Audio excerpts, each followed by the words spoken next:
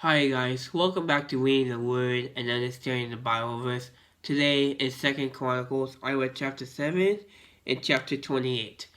And what I find interesting about this is how important it is to have faith in Jesus Christ. Just because your parents have it does not mean you are walking in the right eye of Christ. And it's strictly in the Bible. So, in chapter 27, Jotham is king of Israel, and he is fully heart devoted in the Lord, walks in faith in the Lord, and grows very powerful and steadfast to stay in the strong word of God. And then his son becomes king. So, in chapter 28, Hazar, which is the king of Judah and Israel, becomes king.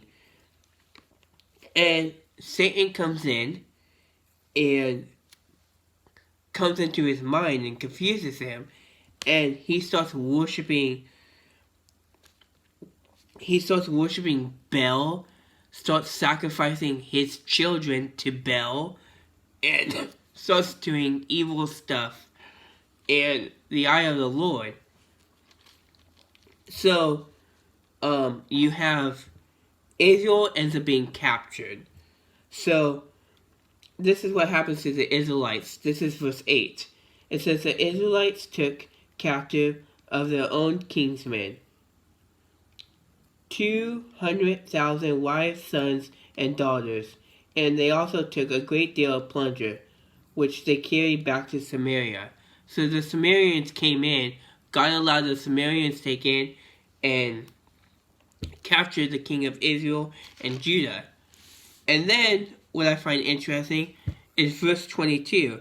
It says, in the time of trouble, King Ahaz became even more unfaithful to the Lord.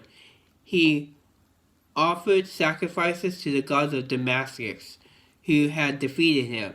So he thought, since the gods of the king of Aram have helped them, I will sacrifice to them, so that way they would help me. But that was his downfall and the downfall of all Israel. See, when you become a leader, it's very important to try to stick with the Lord and not fall into the temptation of sin. And Ahaz was a person who have failed in the eye of the Lord and who have worshipped other things. And when he grew up, knowing that you have to stay true to the Lord and walk in that faith.